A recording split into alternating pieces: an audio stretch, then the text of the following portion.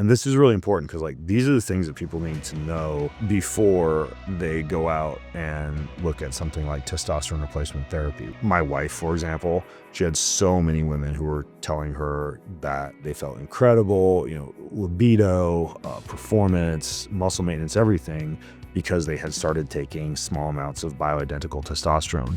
She got tested and her testosterone levels naturally were through the roof, right? So if she would have gotten, I want my wife to grow a mustache, if she would have started testosterone, she would have been on too much, right? Yeah. So it's always important to test.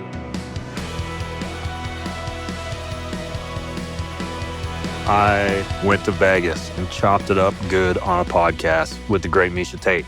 We recorded it for you. Miesha Tate, world-renowned UFC fighter, kind of a biohacking and fitness nerd. We span the gamut in this chat. It was super fun.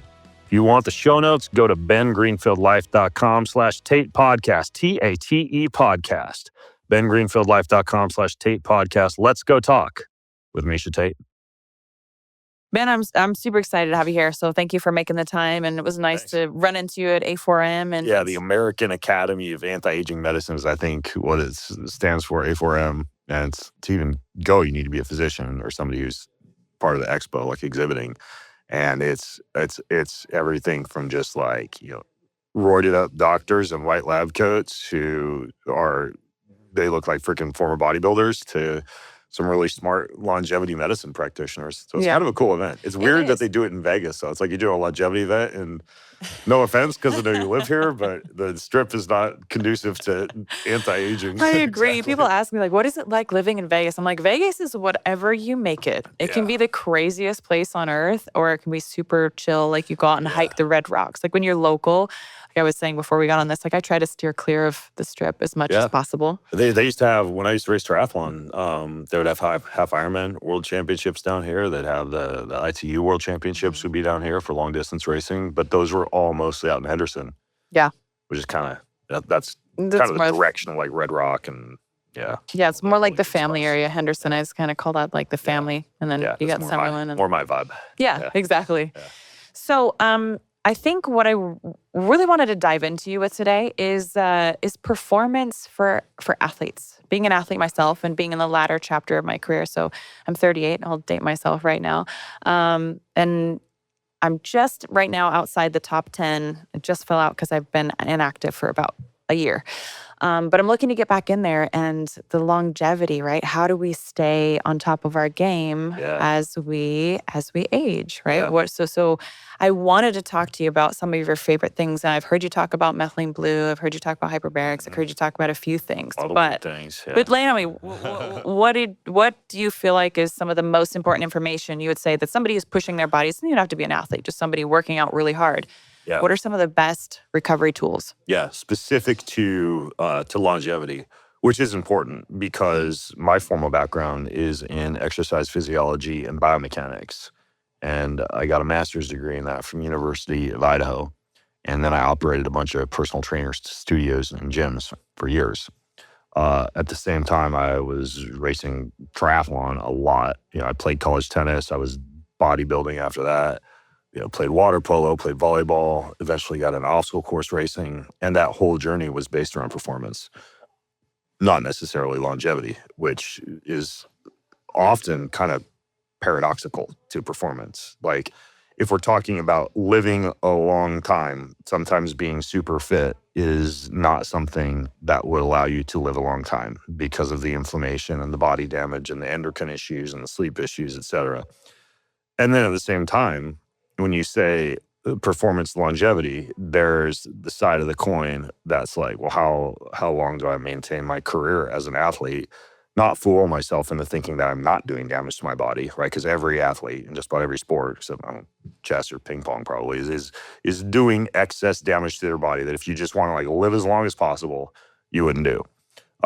When I was maybe like 10 plus years in the triathlon and Ironman, I started doing bloodwork and biomarker testing when it finally started to become something that you could get in your house or you could get a little bit more easily, or at least beyond what a standard doctor's panel would be. And that was when I had a light bulb moment that even though I was fit on the outside, I wasn't necessarily fit on the inside, right? So in my case, I had high inflammatory markers. I had low testosterone. I had low thyroid, which is not uncommon amongst athletes. I have especially those who hypothyroidism. have to make Diet and weights, cut weight, restrict carbs, restrict calories. That will downregulate the thyroid production. I had low vitamin D. I had some weird looking lipids, like oxidized lipids, showing that my cholesterol was more atherosclerotic. And a host What of does that mean? factors. It means that like cholesterol in and of itself is not really an issue. You could even make an argument that a lot of these markers that many people talk about, like ApoB or LP little a, that people discuss now as really good proxies for heart disease, even those in the absence of like a real oxidized and inflamed scenario are not an issue. But if you have high cholesterol and you also have high blood glucose and you have insensitivity to insulin because of either really high amounts of stress or a lot of surges of carbohydrates or sugars or even seed oils for a really long period of time, or you have what another example be like an imbalance between your omega-3 fatty acids and your omega-6 fatty acids. These are all a cluster of factors that could cause the cholesterol to actually be an issue, to actually cause like plaque formation in the heart, for example. But in the absence of all those problematic factors, high cholesterol isn't like a huge problem. But in my case, and in the case of a lot of athletes, it's like once I started digging and kind of put the detective hat on with biomarkers, I realized, oh my gosh, like I'm actually not training or recovering or both in such a way that I'm going to achieve performance longevity. And now you can pair things like blood work and biomarker data with wearable data, right? So you could like, do you wear anything like a ring? I have an Oura ring. Yeah. So an Oura ring is a perfect example, right? So now you could look at your heart rate variability and see a daily stress marker that would allow you to make training adjustments or nutrition adjustments, on the fly based on real-time data. You can get continuous glucose monitor data, which can kind of give you an idea of how glucose sensitive you are or how your diet and training is affecting how often your blood sugar goes up. Do you wear one of those right now, or how often? Or did you? I don't have one on right now because mine fell off. I was at the gym the other day and I rubbed up against the pole a little hard. Oh, but you still use it on a regular basis. Still wear it. I mean, once you wear a blood glucose monitor for, I would say, a couple of months, it's kind of tracking your calories for a couple of months. You pretty much know. It's like, oh, you look at a banana, it's 70 calories, and you know how much protein is in an egg. But for me now, I still wear one because what gets measured gets managed. Like I actually do a better job eating, whatever, not having, a couple of apples or a Snickers bar on an airplane, or making sure that I get 10,000 steps in. I'm better at that when I'm wearing something like a glucose monitor or an Oura. Yeah, my Oura ring too. It keeps me accountable. If I haven't hit my activity calories for the day, it's like I've got to go for a walk or just something to like get that last 50 calories. Or bed at a better time because you just kind of want the streak of a good sleep score. And so you take all this data and then you can start adjusting your program towards a program that would be more conducive to longevity. And that's going to vary a lot from person to person. But if you're testing blood work and biomarkers and doing some form of self-quantification, the data that you get from that is going to allow you to plug up the holes that would eventually accumulate to such a point where you'd have poor performance longevity or poor career longevity. And so what does that look like? In my opinion, a really good blood panel, at least on an annual basis, and I think an athlete who really wants to pay attention to that would be doing it on like a quarterly basis, like something that's pretty comprehensive. There's a lot of companies out there, a ton of them, like Inside Tracker, Wellness FX, what's his name? The More Plates, More Dates guy. He's got a blood testing program. You can't swing a dead cat by the tail without hitting, some kind of order to your home blood testing program. Another one called Cyfox is good. And a lot of these you can order to your house. So you have a blood test. That's going to allow you to see, hey, am I vitamin D depleted? Do I not need vitamin D? If my vitamin D is low, is it low because I'm actually needing more vitamin D, or is it low because I also have high inflammatory markers, right? So and this is what I spend a lot of time doing each week, is just like putting on the detective hat with people's biomarkers and blood work. But a basic blood panel would be one. Most basic blood panels don't look at some little things like fungal markers, amino acid balances, fatty acid balances, micronutrients, and some of the things that I think are also important to pay attention to. An example of a test that would do that is one called the metabolomics test. It will basically analyze a lot of the stuff that a basic blood test wouldn't look at. And even though that's not like clutch 100% necessary, if you want to look at little things like, do I have enough of each different amino acid in my diet from a protein standpoint, right, for recovery and muscle repair or tendon repair, that would arguably be a good panel to get. Or do I want to see if I have like fungal markers in my blood or some kind of like an omega fatty imbalance? I've got more omega-6 fatty acids than omega-3s. Like, it's a good test. It's a little bit more comprehensive, but if you're really serious about your career, like that's another one that would be worth to spend. A really good stool test would be the third thing to look at. A stool test is just what it sounds like. Like you're gonna, usually you're pooping or you're wiping and there's tubes and it's messy and you're keeping your poop in a prepaid, labeled FedEx bag in the refrigerator for 3 days, because most of them do take 3 days, because that's basically more accurate because things change in your body over the course of days, and one poop isn't enough to show what's going on. But you can see yeast, you can see parasites, you can see fungus, you can see bacterial balances and imbalances. You can see whether or not you have a higher need for digestive enzymes, whether or not poor performance might be related to, and this is kind of fringe, but like a parasite, right? Or some kind of a bacterial imbalance, or low amounts of certain bacteria that could be conducive to performance, like Akkermansia would be an example of that one. So stool tests would be the third thing to look at. Hormones, the basic blood test that I talked about first, that will show up on a blood test, but it's like a snapshot of the hormones. And you can get a more accurate review of how testosterone, cortisol, estrogens, even some things like melatonin, for example, and some neurotransmitters even, you can get a better look at that with urine. And so there's one test called the Dutch test. It stands for dried urine, something. But that will show you a really good overview of like what's going on over a 24-hour period of time with hormones, and show what the hormones are getting broken down into. And so if you're concerned about your hormone balance, that would be the fourth one to look into. Almost done. There's one that would be just once in a lifetime. That would be a genetic test. So you could see a lot of important things related to performance, like, do I respond better to power versus endurance training based on genetics, slow twitch, fast twitch, muscle fiber composition? Am I a fast caffeine oxidizer or a slow caffeine oxidizer? Meaning, is a cup of coffee, like I'm a super fast caffeine oxidizer. It's like 4:30 p.m. right now, I'm drinking a cup of coffee and I'll sleep fine tonight because I burn through it super quickly. And that's also verified by my genetics. And other people, this is something athletes and everybody should care about. They're going to have a really crappy sleep, right? If they have a cup of coffee. Yeah. Or an energy drink or whatever in the afternoon or the early evening, or sometimes even like in the midday, in the mid-morning.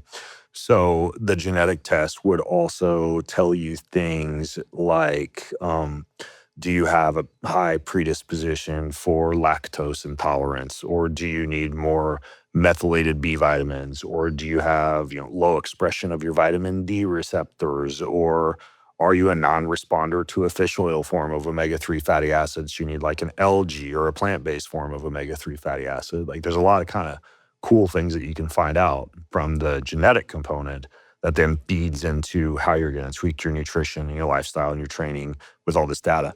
And then the last one would be some kind of like a toxin test. And that's food allergies, environmental toxins, mold, all those little things that can honestly add up. It's like, if you're straight up allergic to whey protein because you have a white blood cell reaction to whey protein and that's in your smoothie every morning, that's going to affect your training and your career longevity and joint inflammation. You say the same thing for eggs or soy protein, or freaking just buying it has a protein in it. Fish, sometimes you find with halibut, but you have a high white blood cell reaction to salmon. Two really good examples of food allergy tests. There's one called the Cyrex and one called the Zoomer. The Zoomer will test for gluten sensitivities, dairy sensitivities, everything else It's a really good, accurate test. It won't give you like an annoying list of 100 foods you're not supposed to eat that you paste in your refrigerator, keep on your phone or whatever.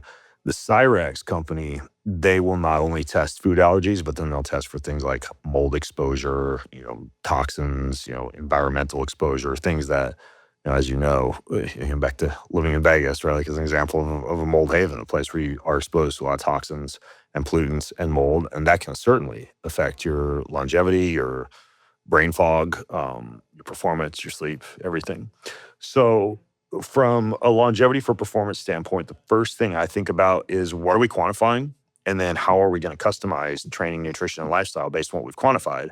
And if we're going to quantify, in an ideal gold standard scenario, you'd quantify blood, micronutrients, gut data, and stool data. You'd have your genes, you'd have food allergy, some kind of urinary hormone analysis, and then you got your wearable data, right? Like your sleep, your HRV, blood glucose, if you decide you're going to do that. And then you're able to say, okay, so these are the tweaks that I need to make to actually stay in the game longer. There's a really long reply, but I can keep going if you want to see it. I love it. Okay. Please. Right, so, I'm listening. So then the second part, aside from that, and this is kind of like more of what you hinted at when you asked me this question, would be all this biohacking stuff. Mm-hmm. Right? Because it's my opinion that when you look at the world of biohacking, there's kind of like two categories, roughly speaking, that a lot of biohacks would fall into. The first category would be the shortcut category. It's like, hey, we invented this machine and it's going to give you the equivalent of a 3-hour run in 20 minutes. Or you only have to work out, twice a week for 10 minutes because this machine will shock your abs while you lay on the couch. Or whatever. You're going to get in a cryotherapy chamber for 3 minutes, 4 times a week, and you're going to lose way more fat than if you ever dieted. And most of that stuff is hooey. Like, don't get me wrong. If you're a super busy, hard-charging executive and you have 20 minutes a day, sure, go buy a $70,000 machine that's going to, hook you up to all this, electricity and cold and compression and everything and do it. But I think that in most cases, especially from a functional athletic standpoint, there's not a lot of shortcuts when it comes to performance. I mean, you need to train. Where biohacking, I think, lends itself more usefully to the realm of performance is the recovery piece. There's a lot of things you can do when it comes to biohacking technologies that would speed up or enhance recovery. Now, I think this is interesting because I've heard some people describe biohacking as almost like mimicking the type of stuff that we would have gotten in nature, living a more ancestral, primal, hunter-gatherer lifestyle, pre-industrial, where we weren't indoors in temperature-controlled environments, not being outside, not getting out in the sunlight, not moving our bodies during the day. And I think there's something to that. So, for example, we know that the earth itself, like the surface of the earth, the ground, can not only produce negative ions that help to restore the proper electrical potential to your cells when your bare skin gets in touch with the surface of the planet, but it also produces mild electrical frequencies ranging from 0 to 100 hertz that also have an anti-inflammatory effect. So then you take biohacking technologies, particularly things like grounding sheets that you put on your bed, or like a PEMF mat, or that you lay on, or a PEMF coil that you put around a joint. And you're taking what you'd find in nature and concentrating that in a training environment or in an environment where you're not able to be outside barefoot, but you can actually like sleep earthed on the ground, assuming you don't live in a cave and you're not sleeping on a rock. And so that would be one example of a biohacking technology that is simulating what you get in nature and has really good anti-inflammatory effects. And arguably also, if you're looking at PEMF, which stands for pulsed electromagnetic field technology, it kind of amplifies the signal even more, and it has a really, really good effect on blood flow and on opening and closing channels in the cell membrane. So you're able to actually recover a little more quickly from that standpoint. So that would be one thing. Another would be certain spectrums of light. Like, if you look at, it ranges, but it's like the best forms of light are around 650 nanometers to around 810 nanometer wavelengths of light. So you're talking about near and far, like infrared, red light. Near, mid, far, and red light. You get that from sun. Right. But if you're not able to get out in the sun, or if you want to concentrate those frequencies in like packets that are able to give you what you get from hours out in the sun, then you could use like a red light panel or a wraparound red light device for a joint or a red light bed. Do you feel like, because there are a lot of red light, if like you go on Amazon or something like that, I mean, there's all kinds. Do you feel like different brands of that expo? Yes. Yeah. And it's like, so people always ask me like, oh, what do you recommend? And I have some brands, a brand that I've worked with, and other brands that I've recommended based on what other people have told me that I haven't. I'm open that I don't have personal experience, but I've always wondered if there is that much difference between, a less expensive brand and a high-end brand. I mean, can there really be? Yeah. It's the milliwatts per centimeter squared. That's like the units that they measure the power of the light with.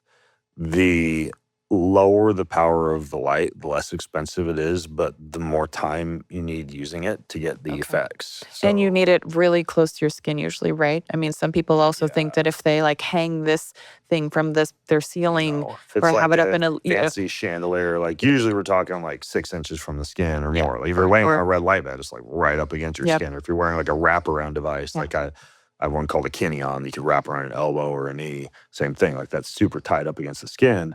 But you're looking at stimulation of collagen and elastin production. You're looking at increased blood flow. You're looking at a direct downregulation of pain, which then can affect post-red light movement patterns and performance due to the blood flow. There are effects on like your circadian rhythm and your sleep. And yeah, you can get a lot of that from sunlight. But again, most of us are not going to be able to just like walk around in the sun with our shirt off for a couple hours a day getting all these red light frequencies. So that would be another example of where biohacking lends itself well to longevity. So you've got some form of like earthing technology, some form of electrical technology. Another example would be oxygen, right? Like breath work is certainly one way to get a little bit more oxygen into tissue, to either blow off CO2 levels or increase CO2 levels, increase nitric oxide levels, increase oxygen levels. But then you could take it to the next degree and actually use something like hyperbaric oxygen, right? Which is something that can hypersaturate the tissues with oxygen and speed up both wound recovery and training recovery. I love hyperbarics. It's amazing. Even like the soft shell, like 1.2 to 1.5 atmosphere units, they still have a pretty good effect. Another example would be intermittent hypoxic training, where you're just sitting reading a magazine or in your recovery boots or whatever, and you're breathing from a device that alternates between really high oxygen levels and really low oxygen levels, with the idea being that the only real way to increase oxygen saturation in tissue, if you're not doing intensive breath work, would be to deliver oxygen to your body when certain tissues are deprived of oxygen, like if you're in a hypoxic state, or when you're under pressure, right? So the hyperbaric chamber does it under pressure. An example of intermittent hypoxic training would be like there's one company called Cell Gym. They make a unit that you just breathe, via mask from as you're sitting. Another example would be exercise with oxygen training, where you're actually exercising wearing an oxygen mask and delivering oxygen more readily to tissues because you're breathing high oxygen, like sometimes 90 to 95% oxygen. And is the purpose of working out while you're doing that because then your body's kind of sending the signaling that it's also ready to receive the oxygen? You're inducing mild hypoxia with exercise, and I think gold standard would be if you're able to do intermittent hypoxic training while exercising, right? So like I have one unit at home called a Livo2, and I can go hyperoxic and then go hypoxic and go back and forth between those two while I'm on an Airdyne, for example. So oxygen, light, electricity, those are three examples of ways that biohacking modalities could be used for recovery. And then there's other things, like compression boots, like gradated compression boots. I don't know if that's a biohack, but it's certainly something that, does much faster what just like laying with your feet up against the wall would do for you, which was the old school way of kind of getting that draining effect of blood. Another example would be thermal regulation, right? Like you could certainly go put a sweatsuit on and, ride on a bike in a sauna or whatever and get a sweat on. But I think the idea of hot cold contrast therapy, especially when we live in very climate controlled environments that are very comfortable, can have a really good effect for erythropoietin production, for better red blood cell production. Erythropoietin. Can you explain that to listeners? Erythropoietin is a precursor signaling mechanism to allow for better red blood cell production, which is why it would also be used as an illegal performance enhancing. I know it's banned in the UFC. Well, you can induce your own natural release with sauna, particularly sauna post-exercise when you're already in a heated state. So that would be one example. You also get a lot of other cool things in a sauna or with heat, like the production of heat shock proteins. Can you get EPO from doing the sort of hypoxia? So I've used, what was it, Altolab? I've used an Altolab before, which is kind of simulation of going up and, and if you're not careful, you can just pass out because you're just sitting down at rest and you're breathing through this long tube that's got all these foam pieces, just people who haven't used this before.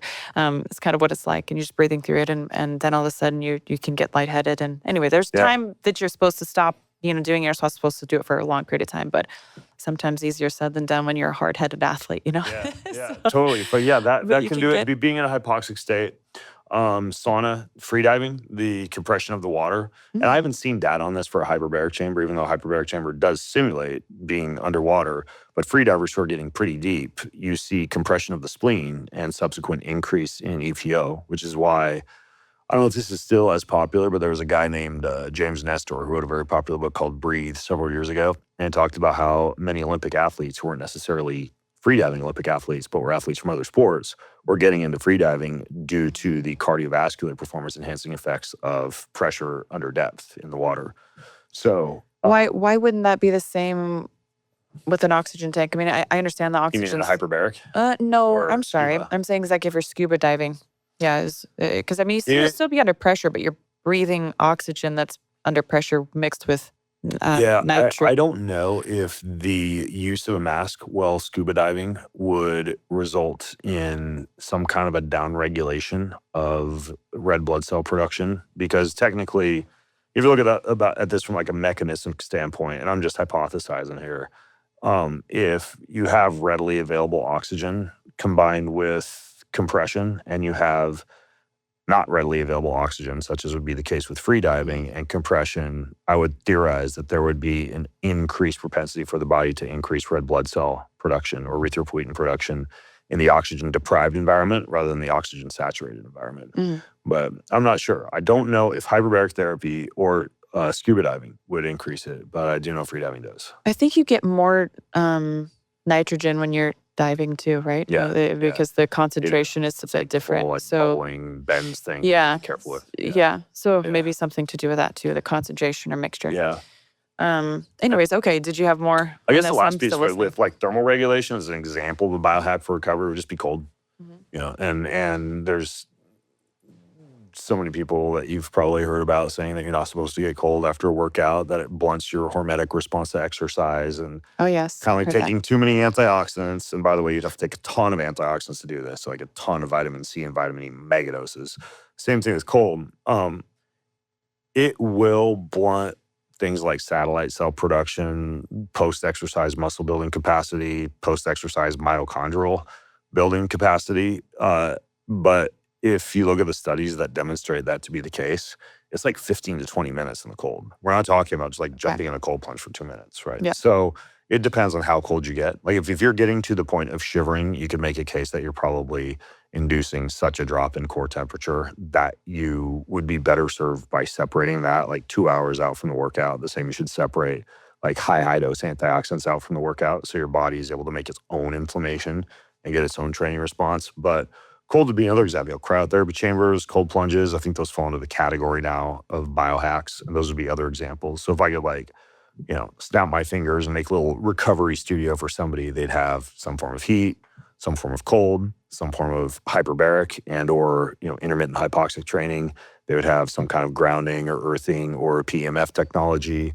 They would have some kind of red light technology and maybe some compression boots, right? And so then you're kind of using a lot of the modalities that can enhance recovery, a lot more than whatever, the old school rest ice, compression, elevation, eat a burger type of thing. Right.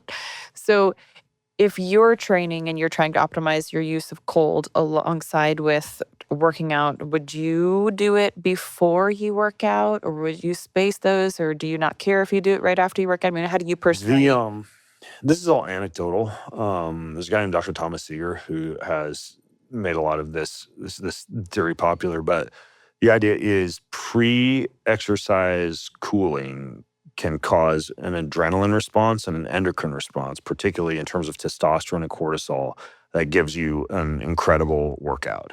And I've tried this, and again, this is all just anecdotal, and you do feel amazing when you work out after the cold plunge. I've also experienced that. You have to avoid anything that's relatively like biomechanically intensive or complex. Like I wouldn't go do like, snatch or clean and jerk when you're super cold. But if you're talking about like a metabolic conditioning workout or something where you just need to like push hard, getting cold beforehand, I think has more benefits than getting cold after. Like ideal scenario, you like get cold and then do your workout. And then for that erythropoietin piece, like go get in the sauna after your workout. Yeah, I think that's how I usually try to do it too, just to maximize. Okay, something else you said earlier was that when you got tested, remember how long ago you said it was, but that you had low testosterone.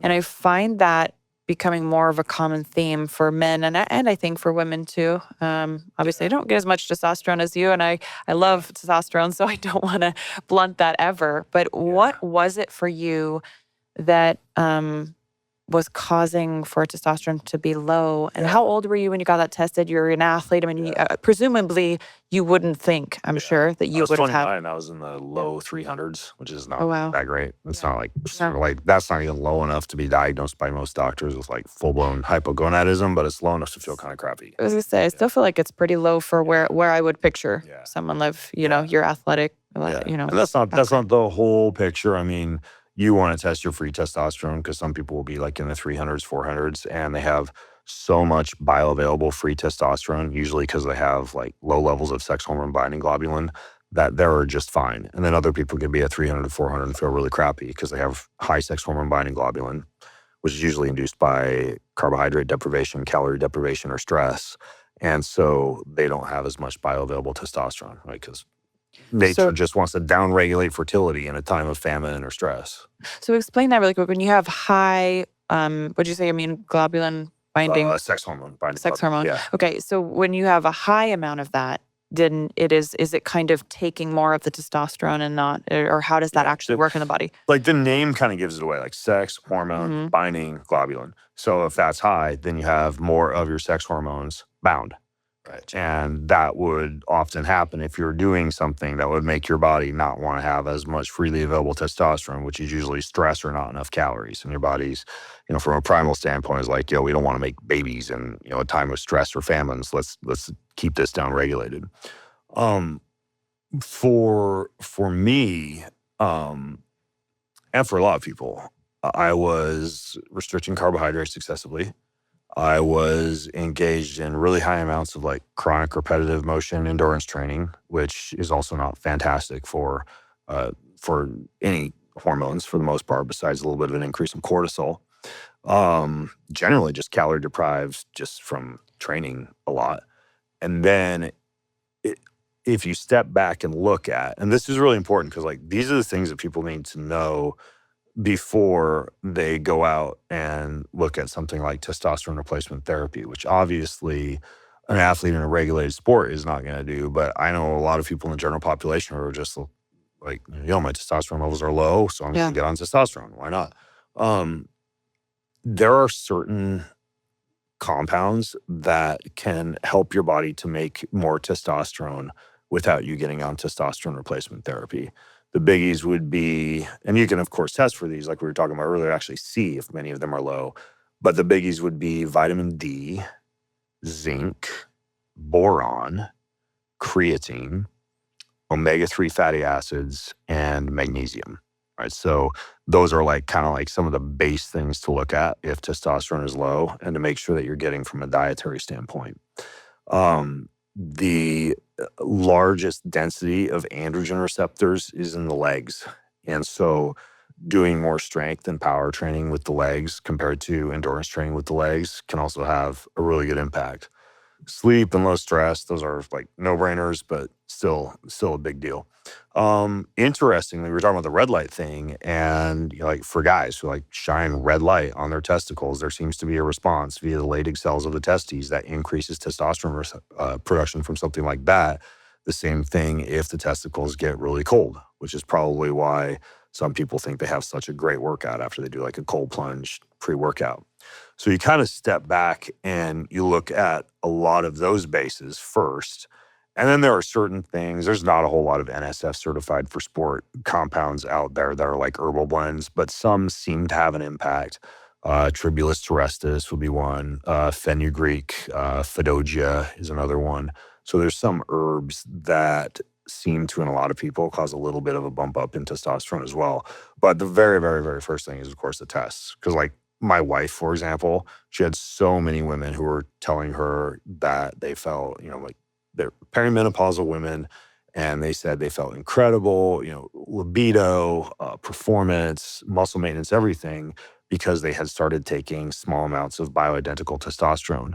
And my wife thought maybe she should start using some form of bioidentical testosterone because she had a lot of friends who said it was great. Right.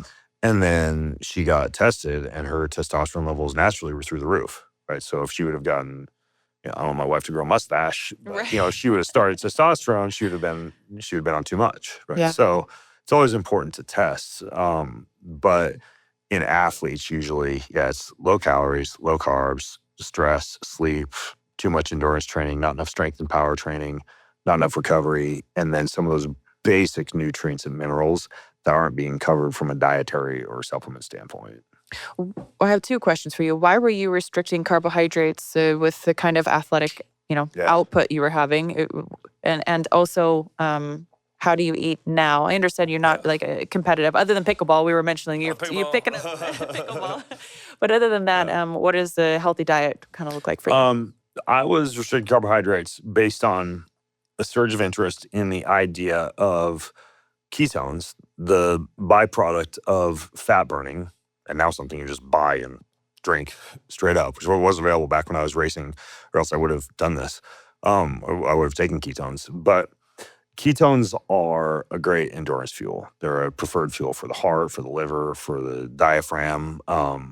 Arguably, if you're in an endurance sport, which I was in, you aren't in as high a state of glycolysis or carbohydrate burning at higher intensities. You're instead more in a state of beta oxidation, fat burning, and ketone utilization.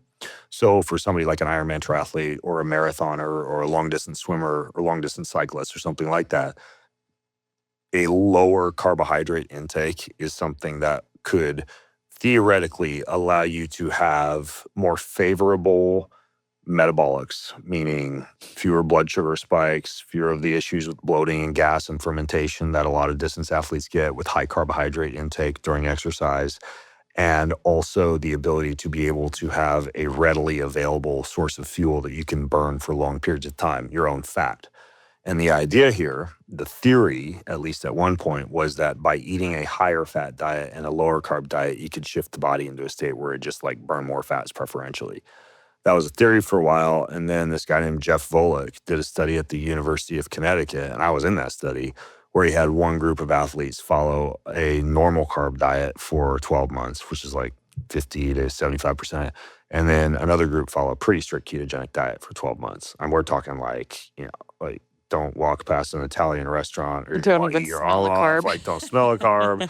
It was like one strawberry a day, like super, like 40 grams of carbs. Which group were you in? That was in low carb. Okay. And so the low carb group, upon going to the lab and getting tested, they went through the same tests as the regular carb group. And the testing was a VO2 max test, which is a pretty intense running test on a treadmill, a 3-hour run on the treadmill, which super sucked because I was just staring at a white wall in the lab without like a TV or anything, with like an IV attached to your arm and a mask on. It's not pleasant. And then some stool testing, some muscle biopsies, et cetera. The long story short is what they found was that the athletes that followed the low carb, high fat diet experienced an increase in fat burning that was at about 1.5 to 1.8 grams of fat per minute, which was way above what most of the physiology textbooks said at the time, which was like 1.0 grams of fat per minute. So it almost like rewrote the textbooks and showed that if you restrict carbohydrates, your body will burn more fat during exercise. No, that's not the whole story, because there's a few things to consider. Yes, you burn more fat during exercise, which can have a carbohydrate sparing effect and be advantageous if you need to go for long periods of time and you want to be a so-called fat burning machine. It didn't improve performance at all. It just didn't like decrease it. Well, theoretically, for somebody who's going to be out racing 10, 12, 15 hours, that could be an advantage, which is why a lot of endurance athletes still eat a low-carb diet or a ketogenic diet. But then the other piece, and this is like back to me, like a lot of the people who were following a low-carb diet had thyroid issues, testosterone issues, a lot of the issues that tend to pop up when the body just doesn't have enough sugar to go around. And so I changed my diet once I started testing a lot of these things. And what I feel really good on and what I do is I have really stable energy levels if I don't eat a lot of carbohydrates the whole day. I also seem to get more bloating and gas when I consume carbohydrates. I just have a gut biome that burns up carbohydrates in such a way that they're methanogenic, produce a lot of gases. And a lot of people experience the same thing. Like they'll have wheat, apples, carbs, fruit, et cetera, and they're just, more bloated and gassy from that. So my energy levels are better. My digestive system is better. Everything feels really good if I don't have a lot of carbs during the day. And then at dinner, I have a lot more carbohydrates. And by having more carbs with dinner, the carbs serve as a precursor to serotonin, which helps you have more melatonin, which helps you sleep better at night. The carbs that you're getting at night help to top off your muscle glycogen levels, your muscle storage carbohydrate levels, so you can have a good workout the next morning. And you also get enough carbohydrates to where your thyroid is not getting the signal that there's not enough carbs, or your testosterone is suppressed from low carb intake. So it's kind of like you have your cake and eat it too, because stable energy levels all day long, a lot of fatty acid utilization all day long, and then a carb refeed in the evening, and then you sleep really well, and then you wake up and do the same thing. Some people have tried to poke holes in this by saying, well, this is less of an issue for athletes anyways, because most athletes are pretty insulin sensitive because they train, which induces insulin sensitivity. But some people will say, like, for the general population, studies have shown that you're more insulin sensitive in the morning. So you should have more of your carbs in the morning and less in the evening. But the issue is not only do the carbs in the evening seem to help with sleep a lot more, but you can induce a state of insulin sensitivity using a lot of things. Like you could go on a walk before dinner. You could take a cold shower before dinner. You could have like apple cider vinegar or berberine or one of these supplements that helps to lower blood glucose before dinner, and make it so that dinner isn't causing some huge issue with glucose fluctuations or something like that. So what's that look like? For me in the morning, usually I'll have, this is like post-training. Pre-training, I usually do like a shot of ketones and some amino acids. I really like ketones fasted, and essential amino acids. Fasted, but with ketones and essential amino acids to kind of help me get through workout, because I still work out pretty hard in the mornings for like an hour. And then post-workout, I usually have a smoothie. I'm a total smoothie guy. So it's like ice, whey protein, bone broth, or coconut milk. Usually like some nut butter. I'll top it with like cacao nibs or coconut flakes or bee pollen, like a really good smoothie. Lunch is a big salad with, leftover meat or fish from the night before, olive oil, seeds, nuts, just a basic, like really good, almost like a low carb Mediterranean style lunch. I rarely snack at all throughout the entire day. I just have the ketones and the amino acids, smoothie, lunch, and then dinner is super varied. It's like, sweet potato fries, beets, yams, purple potatoes, white rice, fish, meat. My wife makes amazing sourdough bread, so I'll have like that with butter and honey. And so dinner, it's nice too, because if you save your carbs for dinner, it's socially one of the more widely varied meals of the day anyways. If you're going out, you can be a little bit more freewheeling if you're still like fill your carb allotment at night because you haven't filled it out earlier in the day. And this helps for a lot of people, I find, with weight loss too, right? Because they're, again, burning a lot of fats during the day and then having their carbs at night. And it seems to keep people on a little bit less of a road to just like throwing in a bunch of cheat meals because they're super carb deprived and they just want to, cheat all the time. So it's kind of like the way I approach alcohol. Like, I've been drunk in probably 20 years, but I literally have like a glass of wine almost every night with dinner. And with consistency, like I don't ever feel like I just need to go like drink because I haven't had a drink in 70 days or a year or whatever. So yeah. No, this is great information. You said something about the lowering of blood sugar after having carbohydrates. So for me, I try to eat around 6 or 7, and I'm usually asleep by 10. But if I was doing this where I had more carbohydrates later at night, something with honey, these things, would you say that going for a 10-minute walk is going to make a good impact on blood sugar? And you also mentioned something, did you say berberine? What did you say? Yeah. So the idea is that you have the ability to upregulate glucose transporters that help to take glucose out of the blood and into the muscle. And so there are certain things that can increase their activity or increase the sensitivity of the cells to insulin. And a few of those would be physical activity, right? So pre or post meal walk, or pre and post meal walk, that can stabilize blood glucose. Being cold can stabilize blood glucose. Matter of fact, even if you do a cold plunge in the morning, it can help to stabilize blood glucose the rest of the day. And that is anecdotal, not science, but I've worn a blood glucose monitor, and that's the number one thing that keeps blood glucose stable for me the rest of the day is if I've been cold in the morning. And I've had so many clients and athletes I coach and multiple people experience the same thing. It's just like super stable, really even keel blood sugar levels if somebody does a cold plunge or cold practice early in the day. There are certain nutrients that can act as so-called, technically the name for them is glucose disposal agents, GDAs. One would be berberine, or a more powerful form of berberine called dihydroberberine. Some people will call like nature's metformin. Metformin is like the diabetic drug that a lot of people use to stabilize blood glucose. You have to be careful a little bit with that, though, because you can drop your blood sugar too. I mean, some people get excited about that, right? And dihydroberberine is super powerful. Yeah. You can go hypoglycemic. Then bitter melon extract would be another one that's pretty good. There is one called grains of paradise pepper extract, which is actually in my pepper grinder. It's like what I use instead of regular pepper, which can lower your blood sugar and keep your metabolism elevated too. Apple cider vinegar. If you just don't want to supplement at all, shot of apple cider vinegar before a meal. Ceylon cinnamon is another one.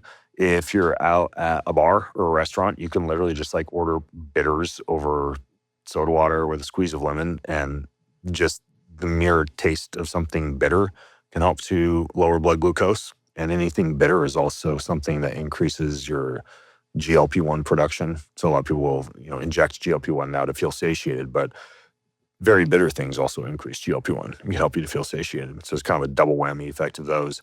So there's so much that you could do to make yourself more sensitive to carbohydrates. Frankly, if you're an athlete, like, it's kind of a moot point anyways, because most athletes, especially those who might be doing 2-a-days, like a training session, a practice session or whatever, like, you're so glucose sensitive and your muscles just waiting as a metabolic sink anyways, to where having carbs at night is really not going to be that much of an issue. And if you thought it was or suspect it was, you could just put on a blood glucose monitor for a couple of weeks and make sure that you weren't getting this huge spike before dinner. If you were somebody who had to really worry about fat loss, like for athletes that need to diet and cut weight, it's not just about our athletic performance, but we have to actually get on a scale. Do you think at that point that would be something to more consider then, since it's not just about performance the next day, but it's like we have to make sure we stay in that fat burning state a lot of the time? So if you're looking at the technical term for this from a physiological standpoint would be your respiratory quotient, your RQ. The lower your RQ, the greater amount of fat and the less sugars that you're burning at rest. So by lowering your RQ, you're going to increase fat burning. By restricting carbohydrates, for example, until the evening, you'd have a lower RQ during the day.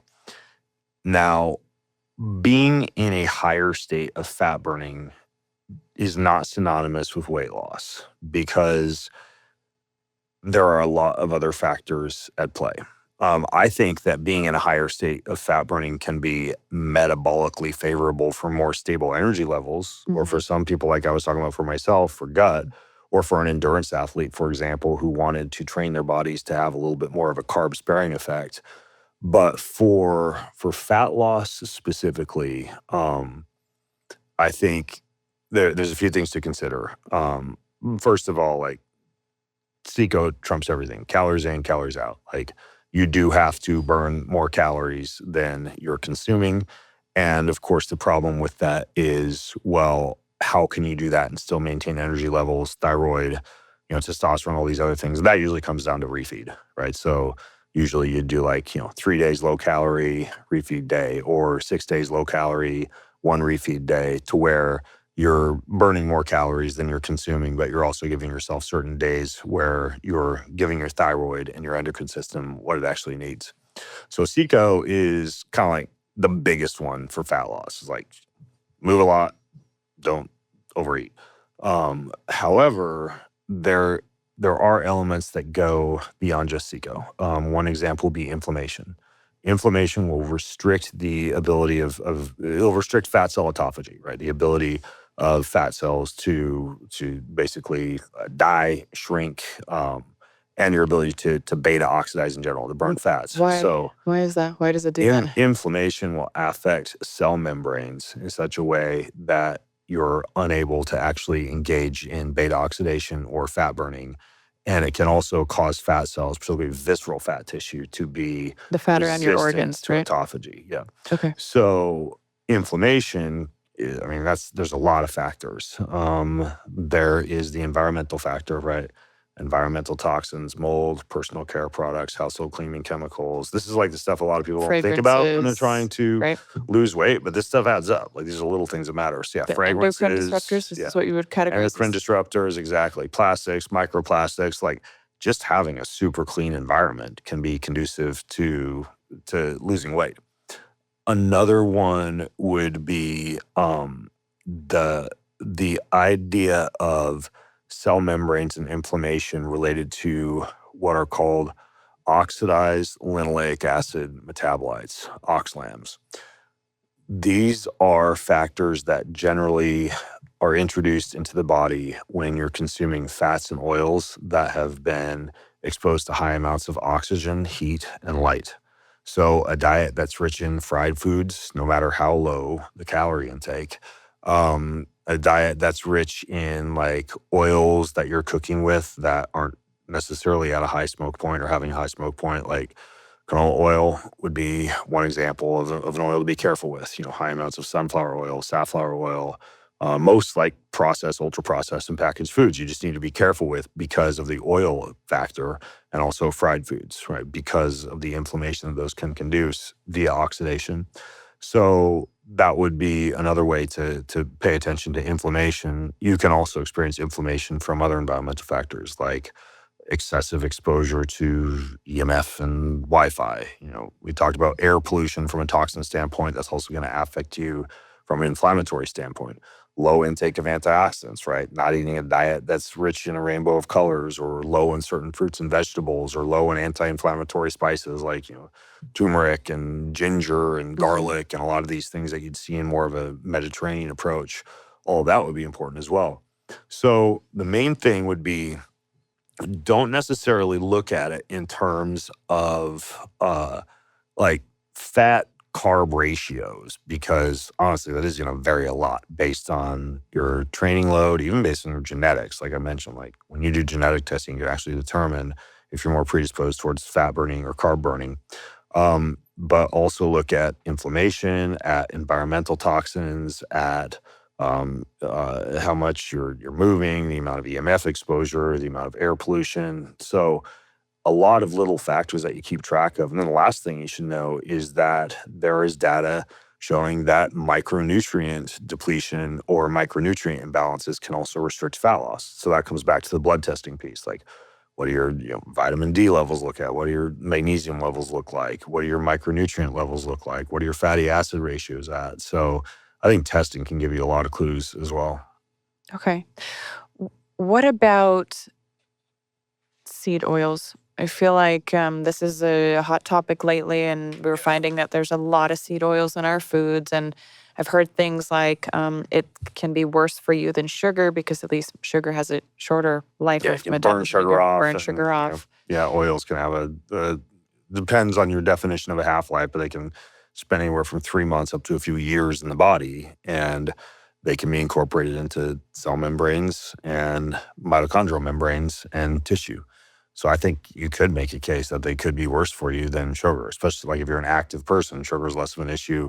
Oils, you can't necessarily burn them off, at least those that are used in your membranes. I think that some people will say that seed oils are unfairly vilified because if you look at some populations like in the Mediterranean or in Japan, they're eating a high intake of some of these polyunsaturated and monounsaturated fatty acids that come from seeds that we're vilifying in the West. But the preparation factor is huge. Like, Right. how many times are you repeatedly frying a food in that oil? And Oh, I if used you're to work like, at if McDonald's. I'm like frying it, whatever, like a chicken in peanut oil once, like that's not as big of an issue as like fries at McDonald's, which you probably know better than me how many times a lot. the potato gets dunked in or the fries get dunked. That's how in the long same that vat of oil is staying that hot for, exactly. right? Or how long has even like olive oil been on the shelf at Costco or whatever in plastic? Where it gets oxidized exposed more to by the light, oxygen. right? Yeah, heat, light. Right. So it's not the oils that are the big issue. It is, I mean, because even if you look like, some people say, well, I shouldn't eat a Whole Foods because the salad bar has canola oil. And it's like cold expeller pressed canola oil. Yeah, it's under lights. And you could argue, like, if you're going to Costco and like a hot food bar at like 8 p.m. at night when it's been sitting there all day, like, it's probably not the best idea. But it is the way that oils are stored, how much they're heated, how much light they'd exposed to. So you should just consider oils to be fragile. Even like fish oil is like that, right? Like if you get fish oil and it's outdated or it's been stored improperly, or again, it's been like, sitting on a store shelf for months on end and you don't know how it's been transported, or it arrives to your house in the middle of the summer and you bought a great fish oil on Amazon or whatever, and then you were traveling for 3 days and it was sitting in your mailbox, like, don't have it because it's worse for you than not taking fish oil at all. I think some people, like you can almost get orthorexic with it. I have some friends who will like carry a seed oil card to a restaurant and tell people they're allergic to seed oils and everything must be prepared in butter and olive oil and unicorn tears or whatever. Like you need to have balance and moderation in everything. I'm kind of like an 80-20 guy when it comes to that. Same. And so when I go out to a restaurant, let's say like a fancy steakhouse where they're going to probably use vegetable oils and you're going to have oils that have been heated multiple times, and there's going to be salads and sauces and dressings that have oils in them that might not be the perfect oil that you choose at home. There are things that you can do. Like there are ways to protect your cell membranes from the damaging effects of seed oils. One example would be spirulina. Like 5 grams of spirulina can help with cell membrane damage from seed oil intake. Glycine would be another one. 5 to 6 grams of glycine can help with this as well. Higher intake of omega-3 fatty acids or any anti-inflammatory herbs or spices that can also help. So, it's kind of like, I think of it similarly as some people will say that grilling meat can be carcinogenic because of the charring on the outside of the meat. But then if I make a steak and there's a slight char on the outside, which sometimes can be really flavorful, but then I'm also having like rosemary and thyme and garlic, a lot of these anti-inflammatory and antioxidant foods, they can help to protect you against the carcinogens. So I think a big part of it also comes down to just dietary diversity. And yeah, there's certain enemies in the diet, if you want to call them that. But the more diverse your diet, and especially the higher the intake of like a wide variety of herbs and spices and produce, I think the better you're going to be able to protect yourself against some of the other stuff that just kind of sneaks in. I think that's a really great point. And I also think that stress can be one of the worst, things to the stress response that you get if you get super fixated on don't touch receipts and don't drink out of a plastic water bottle. But if it becomes where it's more stressful than it's worth, then I think what you're saying, your approach is so logical, because like, okay, maybe you like having a charred piece of meat and you don't want to feel stressed out about it. So maybe having the rosemary and having these other things, knowledge is power. But I think that 80-20 rule, and also remembering that stress is also something that's very damaging to the body. And you don't need to make this where it's all consuming, super stressful. I've got to do it 100% perfect, or I'm going to die tomorrow. Like, we don't have to have that kind of attitude. And realistically, even if we were striving for that, we won't achieve that. We just don't have a cohesive environment to go along with that. It's not the world we live in. You can placebo yourself too. Like, I'm trying to remember how this study went, where they gave people, I forget if they gave them a high-calorie milkshake or a low-calorie milkshake, but basically they told them that it had a different number of calories than it had in it. I think the way that they did it was they gave people they gave one group a high-calorie milkshake and told them it was a high-calorie milkshake. And they gave the other group a high-calorie milkshake and lied to them and told them it was a low-calorie milkshake.